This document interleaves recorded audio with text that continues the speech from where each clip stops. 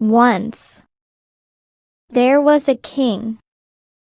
His queen was very beautiful. Her name was Karuna. The king loved her very much.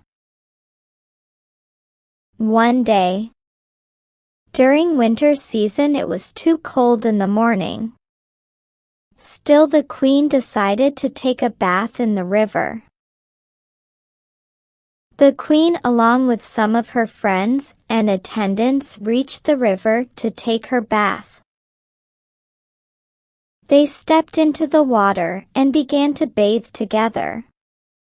The water of the river was so cold that the queen, her friends and attendants began to shiver badly.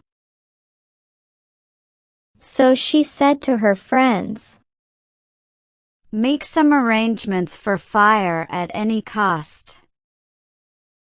Listening to the order of the queen, some of her friends and attendants rushed towards the forest for wood.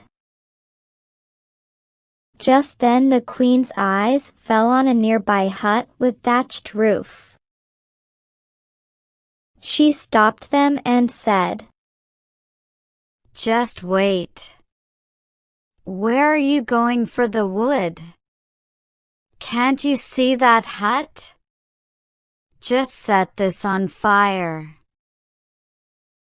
One of her friends said, "Oh, Queen! Please don't do this. What will happen to those who live in the hut?" She got furious to hear this and scolded her friend, saying, "Oh, shut up! Follow my orders immediately, otherwise I will punish everyone." Being afraid of the punishment, the maids had to set the hut on fire. Within minutes, the hut began to burn with the blazes in the air. Its sparks spread all around, and soon the nearby huts too were on fire. After some time, all the huts in that area had turned into ashes.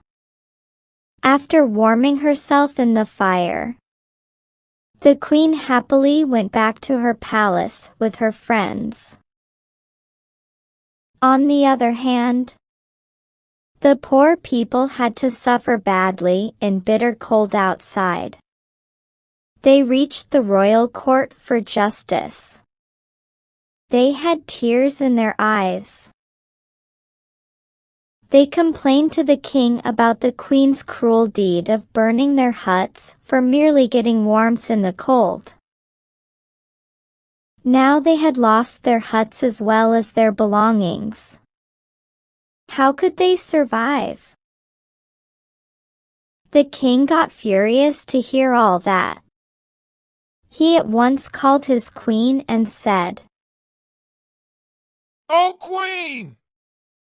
You have got the houses of many poor people burnt for no fault of their own. Why did you do so?" She said, "O king, you are so worried about the suffering of these poor people. Not about the trouble that I underwent there by shivering badly in bitter cold after taking my bath in the river." Determined to punish the queen, the king said to her, "As long as you are a queen, you will not be able to understand the troubles of the poor." He got the queen deprived of all the royal garments and other valuables and made her dress like a beggar. Then the queen was taken out of the palace. The king said to her, "Now go and beg from door to door to collect money to build the houses of the poor which you have destroyed. Come to me after a year. By then you will come to know the value of a poor man's hut." The queen apologized a lot but the king remained adamant on his decision. Finally, she had to leave the palace as a beggar. She was regretting, but not for what she had done, but what had been done to her. For 1 year, the queen lived the life of a beggar. She would go from door to door begging to collect money to build the houses of the poor.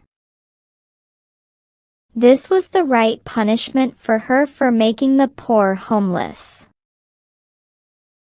She returned after 1 year with the money she had collected as a beggar. The king welcomed her and accepted her as his queen once again.